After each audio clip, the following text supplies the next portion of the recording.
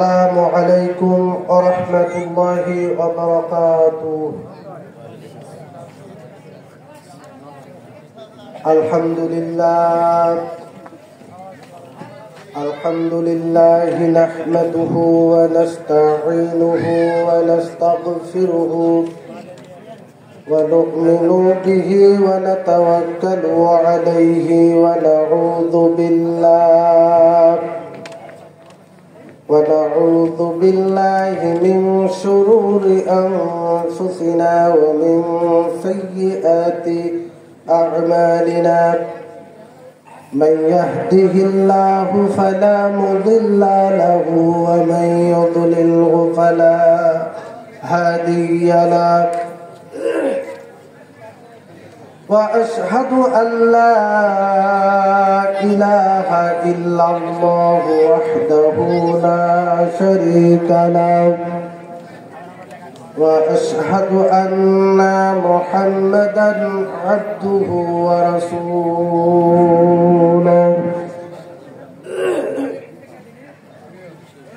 الذي أرسله بالحق بشيرا ونذيرا وداعيا إلى الله بإذنه وسراجا منيرا. فقد قال الله تعالى في القرآن المجيد والفرقانه الحميد: أعوذ بالله من الشيطان الرجيم. بسم الله الرحمن الرحيم. يا أيها الذين آمنوا قوا أنفسكم وأهلكم نارا. وقال النبي صلى الله عليه وسلم في موضوع الآخر عن عبد الله بن عمرو رضي الله تعالى عنه قال: قال رسول الله صلى الله عليه وسلم: ألا كلكم راعي وكلكم مسؤول عن رعيته، فالإمام الذي على الناس راعي وهو مسؤول عن رعيته.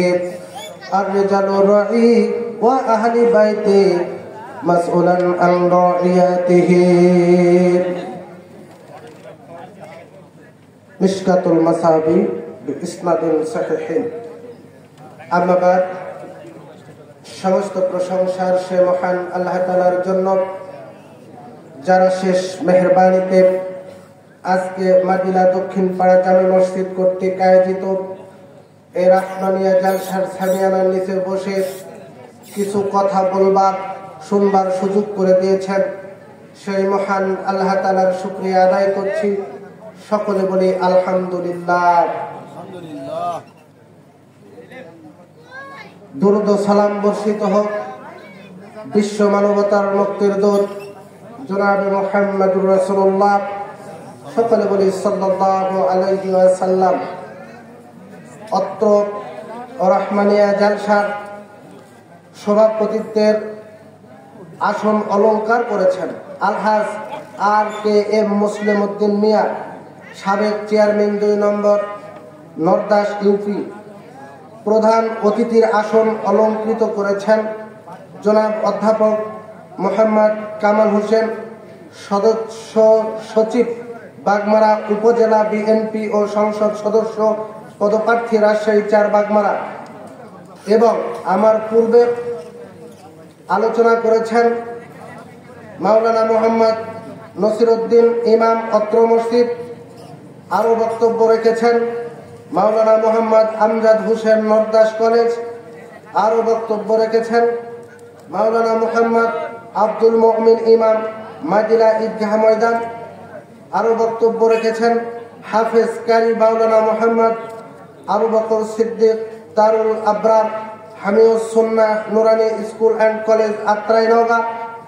আরও বক্তব্য রাখলেন মাওলানা মোহাম্মদ ইসরাফিল বিন ইব্রাহিম MM হেড মাওলানা নটদাস বহুমুখী উচ্চ বিদ্যালয়, আমার পরেও একজন শায়েখ মাওলানা মোহাম্মদ আবুল কাশেম উপাধ্যক্ষ হাটমাদনগর আলিম মাদ্রাসা, আল্লাহ সুবহানাহু ওয়া তাআলা ওনাদের আরো দ্বীনি ইলম দান করুক, সকলে বলি আল্লাহুম্মা আমিন।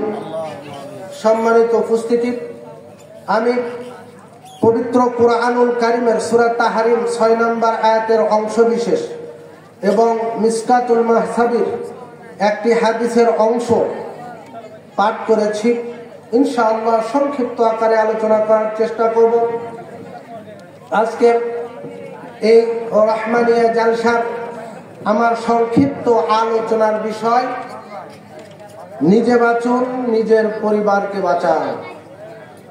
নিজে বাঁচুন, নিজের পরিবারকে বাঁচান সম্পর্কে গুরুত্বপূর্ণ আলোচনা রাখার চেষ্টা করব ইনশাআল্লাহুল আজিজ। সম্মানিত উপস্থিতি, আসলে আলোচনা করব কি আর আলোচনা শুনবে কে? আলোচনা যে শোনাবো, শুধু মহিলার দিকে আঙ্গুল তুললেন, পুরুষের শোনার প্রয়োজন নাই।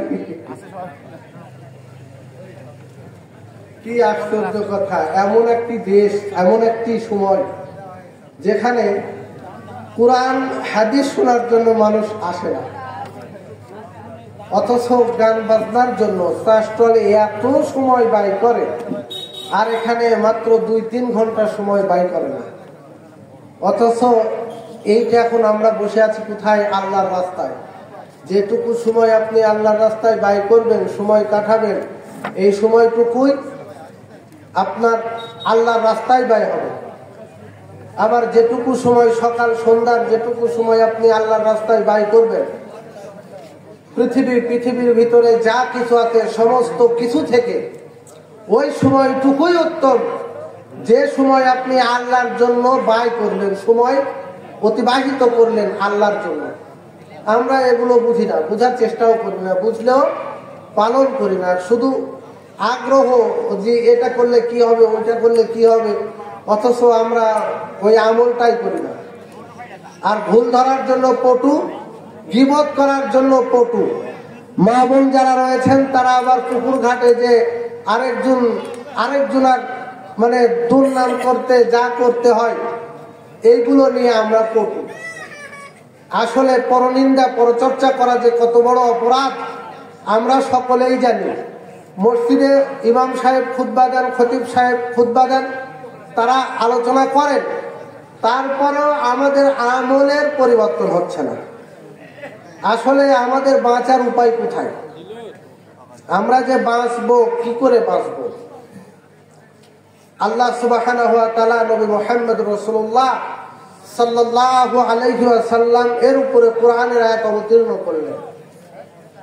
ইয়া আইয়ুহার রাসূল বাল্লিগ মা উনসিলা ইলাইকা মির রাব্বিক ওয়া ইল্লাম তাফআল ফামা বাল্লাগতা রিসালাতাহু। বলছেন, হে সম্মানিত রাসূল, আপনি তাবলীগ করুন, প্রচার করুন, প্রচারণা চালান। আপনার উপরে আপনার প্রতিপালক যা অবতীর্ণ করেছেন ওহীর মাধ্যমে, এই দায়িত্ব আপনি পালন করুন। ওয়া ইল্লাম তাফআল ফামা বাল্লাগতা রিসালাতাহু। আপনি যদি এই দায়িত্ব পালন না করেন, তাহলে আপনি রিসালাতের দায়িত্ব পালন করবেন না। কে বললেন এই কথাটা? নবীকে বলেছেন কে? আল্লাহ সুবহানাহু ওয়া তাআলা অবতীর্ণ করলেন কার উপরে? বিশ্ব নবী জনাবে রাসূলুল্লাহ সাল্লাল্লাহু আলাইহি ওয়াসাল্লাম। রাসূল সাল্লাল্লাহু আলাইহি ওয়াসাল্লাম প্রচার করেছেন। তো আলেম ওলামারা প্রচারক, আপনি শুনলেন একটি কথা, তা আপনি প্রচারক নন। আল্লাহ রাসূল সাল্লাল্লাহু আলাইহি ওয়াসাল্লাম বলছেন, বাল্লিগু আন্নি ওয়ালাউ আয়া, আমার একটি আয়াত জানা থাকলে অপরের কাছে পৌঁছিয়ে দাও। আমরা পৌঁছিয়ে দিচ্ছি, কিন্তু পালন করছে কে? আমলের সংশোধন করছে কে? সম্মানিত উপস্থিতি, এরপরে আল্লাহ সুবহানাহু ওয়া তাআলা আয়াত অবতীর্ণ করলেন, وأنذر عشيرتك الأقربين হে নবী আপনি আগে আত্মীয় স্বজনদেরকে সতর্ক করুন।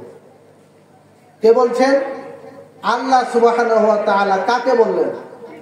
তার প্রিয় হাবিব জনাবে মুহাম্মদুর রাসূলুল্লাহ সাল্লাল্লাহু আলাইহি ওয়াসাল্লামকে জানিয়ে দিলেন যে ওই দূরের ওইখানে যে আগে সতর্ক নয়, আগে নিজের আত্মীয় স্বজনকে সতর্ক করুন। তো আল্লাহ রাসূল যখন ইসলাম শুরু হলো, ইসলামের দাওয়াত শুরু হলো, তখন কি আল্লাহ রাসূল আগে আবু জেহেলকে দাওয়াত দিয়েছেন? আগে দেননি। তার আত্মীয় স্বজন যারা, তাদেরকে তিনি ডাক দিলেন একদিন সকালে, ইয়া সাবাহা, পাহাড়ের উঁচুর উপরে উঠে ইয়া সাবাহা সাবাহা। আগেকার দিনে লোকদেরকে ডাকার প্রয়োজন হলে উঁচু জায়গায় উঠে হাই সকাল বলে ডাক দিত। আমার ভাইরা, আল্লাহর নবী জনাবে মুহাম্মদ রাসূলুল্লাহ সাল্লাল্লাহু আলাইহি ওয়াসাল্লাম এই আয়াতটি তার উপরে অবতীর্ণ হওয়ার পরে একদিন সকালে পাহাড়ের উঁচু স্থান থেকে ইয়া সাবাহা বলে ডাক দিলেন, হাই সকাল। সকল লোকগুলো যখন পাহাড়ের নিকটে একত্রিত হলো, তখন আল্লাহর নবী জনাবে মুহাম্মদ রাসূলুল্লাহ সাল্লাল্লাহু আলাইহি ওয়াসাল্লাম বললেন যে আমি যদি তোমাদেরকে বলি এই পাহাড়ের অপর প্রান্তে একদল শত্রু সৈন্য তোমাদেরকে আক্রমণ করার জন্য উট পেতে বসে আসে, তাহলে কি তোমরা আমার এই কথাটাকে বিশ্বাস করে নেবে? ভাই, আপনারা যারা টেবিলে লেখছেন তারা একটু কথা কম বলবেন, মানে কথা ওখান থেকে কানের ভিতরে আসবে, সুতরাং কথাটা একটু আস্তে বলবেন যাতে ডিস্টার্ব না হয়। এমনিতেই লোক কম, তার উপরে এত কথা বলে আলোচনা করি কি করে?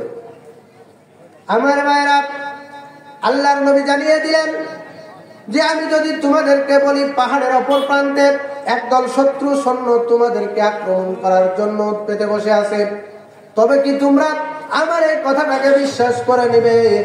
সকলেই বলল, মা জাররাবনা ইলাইকা ইল্লা সিদকা, অবশ্যই বিশ্বাস করে নিব, কারণ এ যাবৎ তোমাকে আমরা সত্যবাদী ছাড়া মিথ্যাবাদী ভাবে নাই, জানি নাই। আমরা তো তোমাকে সত্যবাদী হিসাবে পেয়েছি, তোমাকে আল আমিন হিসাবে বিশ্বাস করে নিয়েছি। সুতরাং আজকে যদি তুমি এই কথা বলো, আমরা দৃঢ় মনে সেই কথাটাকে বিশ্বাস করে নেব,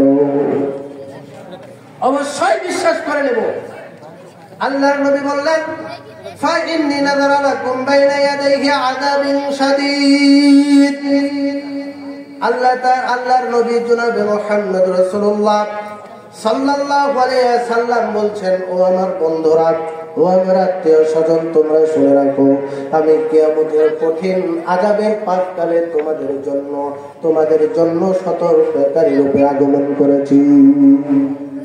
আমি এই কিয়ামতের কঠিন আযাবের পাককালে তোমাদের জন্য সতর্ককারী রূপে আগমন করেছি।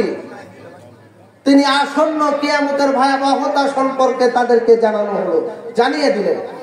এরপরে আল্লাহর নবী জনাবে মুহাম্মদ রাসূলুল্লাহ সাল্লাল্লাহু আলাইহি ওয়াসাল্লাম প্রতিটি গোত্রের নাম ধরে ধরে ডাক দিয়ে বললেন, ইয়া মা'আশারা কুরাইশ, হে কুরাইশগণ, হে বনু আব্দে, হে বনু আব্দুল ওয়াই, হে বনু আব্দে মানাফ, হে বনু আব্দে শামস, হে বনু হাশিম, হে বনু আব্দুল মুত্তালিব, আনকিদু নাফসাকা মিনান নার, আনকিদু আনফুসাকুম মিনান নার, নিজেদেরকে জাহান্নামের আগুন থেকে রক্ষা করো। কে বলছেন? আল্লাহর নবী জনাবে মুহাম্মদ রাসূলুল্লাহ সাল্লাল্লাহু আলাইহি ওয়াসাল্লাম সকল লোকদের নাম ধরে ধরে, গোত্রীয় নাম ধরে ধরে ডাক দিয়ে বললেন, হে অমুক, তোমরা নিজেদেরকে জাহান্নামের আগুন থেকে রক্ষা করো। তার মানে নিজেকে জাহান্নামের আগুন থেকে রক্ষা করো, মানে জাহান্নামের আগুন সম্পর্কে, কিয়ামতের কঠিন ভয়াবহতা সম্পর্কে যখন আল্লাহর নবী জনাবে মুহাম্মদ রাসূলুল্লাহ সাল্লাল্লাহু আলাইহি ওয়াসাল্লাম তাদেরকে অবগত করলেন, এই কথাটা আবু লাহাব সহ্য করতে পারলেন না। তিনি চিৎকার করে উঠে বললেন, থামো, ধ্বংস হোক হে মুহাম্মদ, তাব্বালাকা আলিহাযা জামাআতানা, ধ্বংস হোক হে মুহাম্মদ তোমার এই জন্য কি তুমি আমাদেরকে এই জায়গায় একত্রিত করেছ। এমন উদ্ধতপূর্ণ আচরণ আল্লাহর নবীর উপরে, এমন উদ্ধতপূর্ণ আচরণ, ভয়ঙ্কর আচরণ আল্লাহ সুবহানাহু ওয়া তাআলা বরদাস্ত করতে পারলেন না, সহ্য করতে পারলেন না। তাই তো আল্লাহ সুবহানাহু ওয়া তাআলা বিশ্বনবী জনাবে মুহাম্মদ রাসূলুল্লাহ সাল্লাল্লাহু আলাইহি ওয়াসাল্লামের উপরে চিরন্তন বিনাশবাণী অবতীর্ণ করলেন। হাসির কথা নয়, ঠাট্টা করার কথা নয়, খেল তামাশার কথা বলছি না।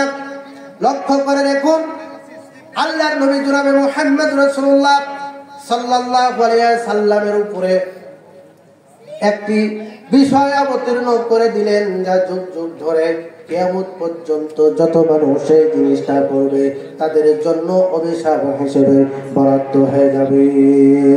আল্লাহ সুবহানাহু ওয়া তাআলা এমন একটি আয়াত অবতীর্ণ করলেন চিরন্তন বিনাশবাণী। আল্লাহ সুবহানাহু ওয়া তাআলা জানিয়ে দিলেন আল্লাহর নবীকে, তাব্বাত ইয়াদা আবি লাহাব, আবু লাহাবের দুই হাত ধ্বংস হোক। তার মানে হচ্ছে ওই সময় দিন প্রচার করেছেন, কোরআনের কথা জানিয়েছেন কে? আল্লাহর নবী জনাবে মুহাম্মদ রাসূলুল্লাহ সাল্লাল্লাহু আলাইহি ওয়াসাল্লাম। তাকে যারা বাধা প্রদান করেছে তাদের জন্য অভিশাপ হিসেবে এই আয়াতটি আল্লাহ তাআলা অবতীর্ণ করে দিলেন। এখন তো ওই সময় নেই, কিন্তু আয়াত আছে। আবু লাহাব মার্কা মানুষ কি আমাদের সময় আছে?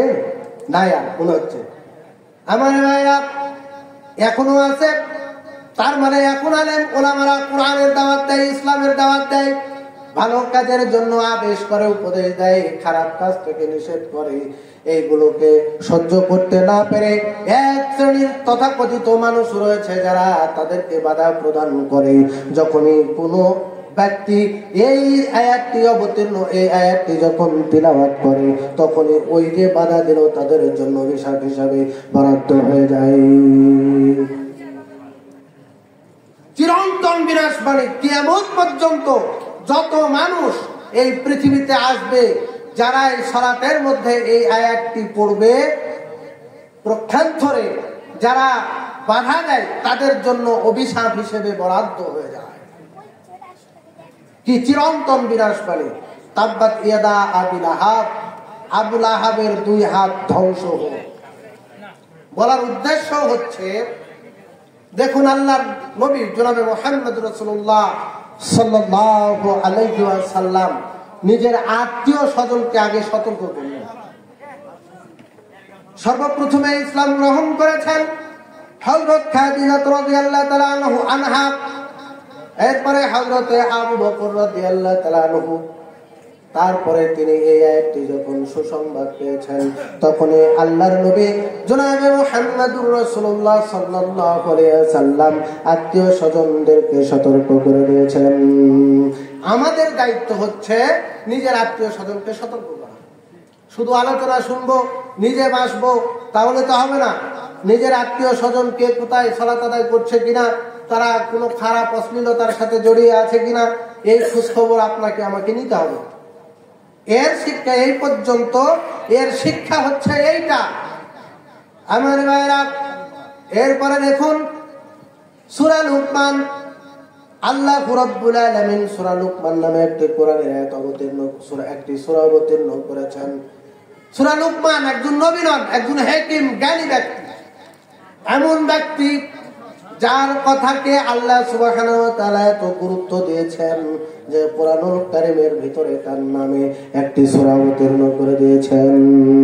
ওই সূরাতে হযরতে লুকমান তার সন্তানকে ওসিয়ত করে বলছেন, ইয়া বুনাইয়া আকিমিস সালাতা ওয়া আমুর বিল মা'রুফি ওয়ানহাউনা আনিল মুনকার ওয়ালিল্লাহি আকিবাতুল উমুর। হে আমার বৎস নয়নের পুতুলি কলিজার টুকরা সন্তান, শোনো, সালাত আদায় করো, অসৎ কাজের নিষেধ করো, সৎ কাজের আদেশ করো। এইটা করতে যে যদি তোমার উপরে কোনো বাধা বিপত্তি আসে তাহলে আল্লাহর ওয়াস্তে ধৈর্য ধারণ করো। সন্তানকে কি আমরা কখনো উপদেশ দিয়েছি? আমার মা বোন যারা রয়েছেন, আমার সামনে যারা রয়েছেন, মাইকের আওয়াজ যত দূর পর্যন্ত যাচ্ছে, প্রতিটি মানুষের কর্তব্য নিজের সন্তানদেরকে অনুরূপভাবে সতর্ক করা। প্রতিটি কোরআনের আয়াত প্রত্যেকটা মানব জাতির জন্য একটা দৃষ্টান্ত, প্রত্যেকটা মানুষের জন্য গাইড বুক, পথ প্রদর্শক হিসেবে আল্লাহ সুবহানাহু ওয়া তাআলা অবতীর্ণ করে দিয়েছেন। শুধু ভূতের মন্ত্রের মতন পড়েই যাবো, নেকি পাবো তো 10টি, ঠিক আছে, কিন্তু এর ভিতরে কি আছে এইটা খুঁটলিয়ে বের করে এর উপরে আমল করা হচ্ছে সবচাইতে উত্তম। আমার ভাইরা, শুধু সন্তানকে নয়, যদি কোনো পিতা মাতা যদি পথভ্রষ্ট হয়ে যায় তাদেরকেও সতর্ক করানোর দায়িত্ব সন্তানদের। একজন সন্তান ভালো, কিন্তু পিতা বিপথে অন্য পথ ধরেছে, বাঁকা পথে হাঁটছে, পাপের কাজ করছে, নোংরা কাজ করছে, তাহলে শিরকি কাজ করছে, বিদআতি কাজ করছে, তাহলে সন্তানের দায়িত্ব ওই পিতাকে ফিরিয়ে আনা। যেমনটি ফিরিয়ে আনার চেষ্টা করেছেন হযরত ইব্রাহিম আলাইহিস সালাতু ওয়াস সালাম। আল্লাহ রাব্বুল আলামিন সুন্দর করে জানিয়ে দিলেন, ওয়া ইদ ক্বালা ইব্রাহিমু লিআবিহি আযার আতাত্তাখিযু আসনামা আলিহাতান ইন্নী আরাকা ওয়া কওমাকা ফী যালালিন মুবিন। আল্লাহ তাআলা বলছেন, স্মরণ করো ইব্রাহিম আলাইহিস সালাতু ওয়াস সালামের কথা, যখন তিনি তার পিতা আযরকে বললেন, হে আমার পিতা, তুমি কি এই মূর্তিগুলোকে ইলাহ রূপে গ্রহণ করে নিয়েছ? দেবতা এই মূর্তিগুলোকে কি ইলাহ রূপে প্রভু হিসেবে গ্রহণ করে নিয়েছ? অথচ আমি দেখতে পাচ্ছি তোমাকে, তোমার সম্প্রদায়কে স্পষ্ট ভ্রান্তির উপরে দেখতে পাচ্ছি, বক্রপথে দেখতে পাচ্ছি। তোমরা যে বক্রপথে হাঁটছো, খারাপ পথে হাঁটছো, এটা আমি স্পষ্ট দেখতে পাচ্ছি। পিতাই আজর কিছুই বলে না, আবার সতর্কবাণী হযরত ইব্রাহিম আলাইহিস সালাতু ওয়াস সালাম তার পিতার জন্য বললেন, ইযা ক্বালা লিআবিহি ইয়া আবাতি লিমা তা'বুদু মা লা ইয়াসমা'ু ওয়া লা ইউবসিরু ওয়া লা ইউগনি আনকা শাইআ। তিনি তার পিতাকে বললেন, হে পিতা, এই মূর্তিগুলোর ইবাদত কেন করো? এরা তো তোমার কোনো কথা শুনতে পায় না, আবার তোমার কোনো উপকারও করতে পারে না, তোমাকে দেখতেও পায় না, তোমার কোনো উপকারও করতে পারে না, তারপরও তুমি কেন এই মূর্তিগুলোর ইবাদত করো? কি কারণে ইবাদত করো? আমি আপনাদেরকে বলতে চাই, আমার পর্দার অন্তরালের মা ও বোনেরা যারা রয়েছেন তাদেরকেও জানাতে চাই, আপনার সন্তানকে তাবিজ কেন ব্যবহার করান? ওই তাবিজ কি আপনার কোনো কথা শুনতে পায় নাকি? ওই তাবিজ কি আপনার কোনো উপকার করতে পারে নাকি? অসম্ভব, তাবিজের কোনো ক্ষমতা নেই। তাহলে আপনার সন্তানকে কেন ওই তাবিজ পড়ান? খবরদার, এত বড় শিরকি কাজ আপনি করবেন না। মাজারে কেন যান? কি কারণে মাজারে যান? মাজারে গেলে আপনার কি উপকার আছে? ওই মৃত ব্যক্তি আপনার কি উপকার করতে পারে? কোনো উপকার করতে পারে না, কোনো ক্ষতিও করতে পারে না, তোমার কোনো কথাও শুনতে পাবে না। তাহলে এই মাজারে গিয়ে ধর্ণা ধরো কেন? কি কারণে মানত করো? ভারতের সর্বপ্রথম প্রধানমন্ত্রী পণ্ডিত জওহরলাল নেহেরু, নাম শুনেছেন? পণ্ডিত জওহরলাল নেহেরু তিনি একটা কথা বলেছিলেন, ভারত এবং পাকিস্তানের মধ্যে যখন সীমানা ভাগাভাগি হয়ে যাচ্ছে, তখন পণ্ডিত জওহরলাল নেহেরু বলছেন যে ভারত থেকে পাকিস্তানের কিছু অংশ কেটে নিতে হবে। আমি তো বুঝতে পারছি না কেন কেটে নিতে হবে, কারণ মুসলমান আর হিন্দুদের মধ্যে তো আমি কোনো পার্থক্যই দেখতে পাই না। কি আশ্চর্য কথা! কথাটাও বাস্তব বলেছেন। কিভাবে বাস্তব জানেন? জওহরলাল নেহেরু বলছেন যে আমি তো হিন্দু আর মুসলমানদের মধ্যে পার্থক্য দেখতে পাই না। हिंदू की मिट्टी में ऊपर रखकर पसते हैं और मुसलमान की मिट्टी में नीचे रखकर पसते हैं। তার মানে হচ্ছে আমার হিন্দুরা মাটির উপরে দেবতা তৈরি করে তার নিকটে মাথা নত করে পূজা করে, আর মুসলমানেরা মাটির নিচে মানুষকে পুঁতে রেখে তার ইবাদত করে। তাহলে হিন্দু আর মুসলমানের মধ্যে পার্থক্য কোথায়? কথা বুঝতে পারেননি? পণ্ডিত জওহরলাল নেহেরু তিনি বলেছিলেন, কথা তো বাস্তব সকলের জন্য নয়, কিছু মুসলমানদের জন্য, নামধারী মুসলমান যারা কবর পূজাকে অগ্রাধিকার দিয়েছেন। আমার ভাইরা, হযরতে ইব্রাহিম আলাইহিস সালাতু ওয়াস সালাম এর তারপরে তার পিতাকে আবারও বললেন, এত কথার বলার পরে, এত উপদেশ দেওয়ার পরেও তার পিতা কোনো কথা বলছে না। এরপরেও হযরতে ইব্রাহিম আলাইহিস সালাতু ওয়াস সালাম তার পিতাকে বলছেন, ইয়া আবাতি ইন্নী ক্বাদ জাআনি মিনাল ইলমি মা লাম ইয়াতিকা ফাত্তাবি'নি আহদিকা সিরাতান সাবিয়্যা। পিতাকে উপদেশ দিয়ে বলছেন, এ আমার পিতা, আমার নিকটে এমন জ্ঞান এসেছে যা তোমার নিকটে আসেনি, সুতরাং আমার অনুসরণ করো। আমার যদি তুমি অনুসরণ করো তাহলে আমি তোমাকে সঠিক পথ দেখাবো। যদি কোরআনের অনুসরণ আপনি করেন তাহলে আপনি পাবেন সঠিক পথ। যদি অধিকাংশ কোনো মানুষের অনুকরণ করেন তাহলে আপনার ভাগ্যে জাহান্নাম ছাড়া আর কিছুই মিলবে না। অধিকাংশ মানুষের মতামতকে উপেক্ষা করে একমাত্র ওহীর কথায়, ওহীর বিধানকে আপনাকে মেনে নিতে হবে, এটাই চূড়ান্ত সত্য কথা। আমার ভাইরা, এত কথা বলার পরেও ইব্রাহিম আলাইহিস সালাতু ওয়াস সালামের উপরে যখন কোনো প্রতিবাদ আসছে না, এইবারে ইব্রাহিম আলাইহিস সালাতু ওয়াস সালাম তার পিতাকে আবারও বলছেন, ইয়া আবাতি লা তা'বুদিশ শাইতান, এই আমার পিতা, শয়তানের ইবাদত করবেন না। ইন্নাশ শাইতানা কানা লিরহমানি আসিয়া, নিশ্চয় শয়তান দয়াময় রহমানের অবাধ্য। আপনি যে শয়তানের ইবাদত করছেন ওই শয়তানও আল্লাহ সুবহানাহু ওয়া তাআলা অবাধ্য হয়েছে, সুতরাং এই অবাধ্যতা করবেন না। আবারও তার পিতাকে তিনি উপদেশ দিয়ে বলছেন, ইয়া আবাতি ইন্নী আখাফু আন ইয়ামাসসাকা আযাবুম মিনার রাহমানি ফাতাকুনা লিশ-শাইতানি ওয়ালিয়্যা। এ আমার পিতা, আমি আশঙ্কা করি যে দয়াময়ের শাস্তি তোমাকে স্পর্শ করবে, তখনও তুমি শয়তানের বন্ধু হিসাবে গণ্য হবে।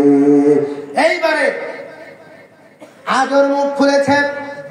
আজর বলছেন, হে ইব্রাহিম, ক্বালা আরাগিবা আনতা আন আলিহাতি ইয়া ইব্রাহিম, হে ইব্রাহিম, তুমি কি আমাদের দেবদেবী হতে বিমুখ নাকি?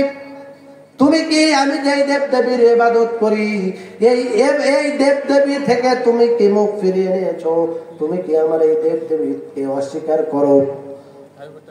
লা ইল্লাম তানতাহি, যদি তুমি এর থেকে বিরত না হও, লা আরজুমান্নাকা ওয়াহজুরনি মালিয়া, তাহলে তোমাকে প্রস্তর আঘাতে ছিন্ন ভিন্ন করে দেব। তুমি আমার নিকট থেকে চিরদিনের জন্য দূর হয়ে যাও, চিরদিনের জন্য দূর হয়ে যাও। পক্ষান্তরে শেষের দিকে হযরত ইব্রাহিম আলাইহিস সালাতু ওয়াস সালাম যখন তাদেরকে স্বীকৃতি দেয় নাই বা ইব্রাহিম তাদের কথা মেনে নেয় নাই, তখন আজর নমরুদের সাথে পরামর্শ করে তাকে অগ্নিকুণ্ডে নিক্ষেপ করার জন্য প্রস্তুতি গ্রহণ করছে। প্রায় 40 দিন ধরে অগ্নি প্রস্তুত করেছে, কাষ্ঠ সংগ্রহ করেছে। 40 দিন পরে হযরত ইব্রাহিম আলাইহিস সালাতু ওয়াস সালামকে একটি চক্রীর মাঝখানে বেঁধেছে, অপর প্রান্তে বেঁধেছে, অপর প্রান্তে নিজের পিতা আজরও ধরেছে আর বলছে, ইব্রাহিম, তুমি যদি আমাদের দেবদেবীকে যদি তুমি স্বীকৃতি দাও তাহলে তোমাকে ছেড়ে দেওয়া হবে, আর যদি তুমি আমাদের দেবদেবীকে স্বীকৃতি না দাও তাহলে তোমাকে অগ্নিকুণ্ডে নিক্ষেপ করা হবে। ইব্রাহিম আলাইহিস সালাতু ওয়াস সালাম তার পিতা এবং নমরুদের নিকটে মাথা নত করলেন না। তিনি কোন সঙ্গী সাথীদের সাহায্য চাইলেন না। তিনি ভরসা করেছেন একমাত্র আল্লাহ সুবহানাহু ওয়া তাআলার উপরে। হাসবুনাল্লাহু নি'মাল ওয়াকিল। যখন তাকে অগ্নিকুণ্ডে নিক্ষেপ করা হয়েছে তখন আল্লাহ সুবহানাহু ওয়া তাআলা আগুনকে অর্ডার করলেন, ইয়া নারু কুনি বারদাও ওয়া সালামান আলা ইব্রাহিম। হে আগুন, আমার ইব্রাহিমের প্রতি শীতল হয়ে যাও, ঠান্ডা হয়ে যাও, নিরাপদ হয়ে যাও। ইব্রাহিমের প্রতি ঠান্ডা হয়ে যাও, শীতল হয়ে যাও, নিরাপদ হয়ে যাও। আল্লাহ যদি ইচ্ছা করতেন আগুনকে তো ফেরেশতা দিয়ে আগুনটা ছিন্ন ভিন্ন করতে পারতেন, নিভিয়ে দিতে পারতেন, ঝড় তুফান দিয়ে আগুনটা একবারে নিভিয়ে দিতে পারতেন, কিন্তু তিনি তা করলেন না। কিন্তু তিনি তামাম পৃথিবীবাসীকে তিনি স্মরণ করিয়ে দিয়ে রাখার জন্য, অবাক করিয়ে দিয়ে সমস্ত পৃথিবীবাসীকে তাক লাগিয়ে দিয়ে তিনি বললেন, ইয়া নারু কুনি বারদাও ওয়া সালামান আলা ইব্রাহিম। হে আগুন, ইব্রাহিমের প্রতি শীতল হয়ে যাও, ঠান্ডা হয়ে যাও। বেশি ঠান্ডা হলে কষ্ট পাবে, তার জন্য একেবারে নিরাপদ হয়ে যাও। ইব্রাহিম আলাইহিস সালাতু ওয়াস সালামের একটি পশমও আগুনে পুড়েছে? বলুন তো পুড়েছে? একটি পশমও পুড়ে নাই। সুবহানাল্লাহ বিহামদিহি। জি আমার ভাইরা, হাদিস হচ্ছে হযরতে আবু হুরায়রা রাদিয়াল্লাহু তাআলা আনহু হতে বর্ণিত। তিনি বলেন, রাসূলুল্লাহ সাল্লাল্লাহু আলাইহি ওয়াসাল্লাম বলেছেন, কিয়ামতের দিনে তার ইব্রাহিম আলাইহিস সালাতু ওয়াস সালাম তার পিতা আজরকে সাক্ষাৎ পাবেন। একেবারে ধুলা মিশ্রিত মলিন অবস্থায়, ধুলা বালি মলিন অবস্থায় তার পিতার সাথে সাক্ষাৎ হবে। তখন তিনি তার পিতাকে বলবেন, এ আমার পিতা, আমি কি দুনিয়াতে তোমাকে বলি নাই যে তুমি আমাকে অস্বীকার করবেন না, অমান্য করবেন না? তার পিতা আজর বলছেন, হে ইব্রাহিম, আজকে আমি তোমাকে অস্বীকার করছি না, আমি অস্বীকার করছি না। তুমি আজকে যা বলবে আমি তাই স্বীকৃতি দেব। তারপরও তুমি আমাকে এখান থেকে রক্ষা করো। হযরতে ইব্রাহিম আলাইহিস সালাতু ওয়াস সালাম আল্লাহর নিকটে বললেন, রব্বুল আলামিন, তুমি কি দুনিয়াতে আমাকে বলো নাই যে কিয়ামতের মাঠে আমাকে অপমান করবেন না? আজকে আমার পিতা আল্লাহর রহমত থেকে বঞ্চিত হয়ে যাচ্ছে। এর থেকে বড় অপমান, এর থেকে লজ্জার আর কি হতে পারে? আল্লাহ সুবহানাহু ওয়া তাআলা হযরত ইব্রাহিম আলাইহিস সালাতু ওয়াস সালামকে লক্ষ্য করে বললেন, হে ইব্রাহিম, তোমার কি জানা নাই যে আমি কাফেরদের জন্য জান্নাতটাকে হারাম করে দিয়েছি? তোমার কি জানা নাই? তোমার পায়ের দিকে লক্ষ্য করো। তিনি পায়ের দিকে লক্ষ্য করে দেখলেন চতুষ্পদ শৃগালের নাই চতুষ্পদ জন্তু পড়ে আছে কাদায় লন্ডভন্ড হয়ে। জাহান্নামের ফেরেশতারা চারটি পা ধরে জাহান্নামে নিক্ষেপ করে দিয়েছে। নাউযুবিল্লাহ মিন যালিক। কি আশ্চর্য কথা!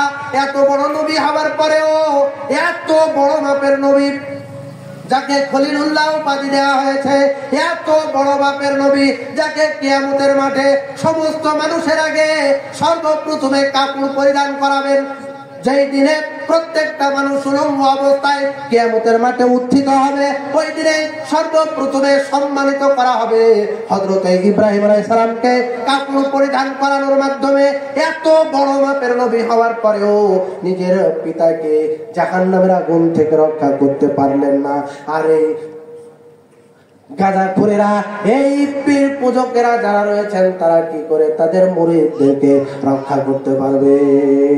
কখনোই সম্ভব নয়। আল্লাহর পাকড়াও থেকে রক্ষা করতে চাইলে নিজেকে, নিজের পরিবারকে বাঁচানোর চেষ্টা করুন। বিশ্বনবী জনাবে মুহাম্মদ রাসূলুল্লাহ সাল্লাল্লাহু আলাইহি ওয়াসাল্লাম নিজের কন্যা ফাতেমাকে বলেছেন, ইয়া ফাতেমা বিনতি মুহাম্মদ, হে মুহাম্মদের মেয়ে ফাতেমা, তুমি নিজেকে জাহান্নামের আগুন থেকে রক্ষা করো। আমার মাল সম্পদ থেকে যা খুশি ইচ্ছা নিয়ে যাও। ওয়াল্লাহি, আল্লাহর কসম করে বলি, ওয়াল্লাহি, আল্লাহর শপথ করে বলি, লা উগনি আনকা মিনাল্লাহি শাইআ, কিয়ামতের দিনে তোমাকে আল্লাহর পাকড়াও থেকে রক্ষা করতে আমি পারবো না। স্বয়ং বিশ্বনবী জনাবে মুহাম্মদুর রাসূলুল্লাহ সাল্লাল্লাহু আলাইহি ওয়াসাল্লাম নিজের কন্যা ফাতেমাকে আল্লাহর পাকড়াও থেকে রক্ষা করতে পারবেন না, তাহলে আপনি আমি কি করে আল্লাহর পাকড়াও থেকে রক্ষা পাবো? সম্মানিত উপস্থিতি, এই জন্য আমি আপনাদের উদারতা আহ্বান জানাচ্ছি, আসুন আসুন আমরা নিজেকে জাহান্নামের আগুন থেকে রক্ষা করি, নিজেকে নিজের পরিবারকে একটু উপদেশ দিই যাতে তারা 5 ওয়াক্ত সালাত আদায় করে, 5 ওয়াক্ত সালাত আদায় করে এবং নিজেকে মা বোন যারা রয়েছেন তারা নিজেদেরকে হেফাজত করে। আল্লাহ তাআলা আমাদের তৌফিক দান করুক। সকলে বলি আল্লাহুম্মা আমিন। আসলে এটা তো দানের মাহফিল।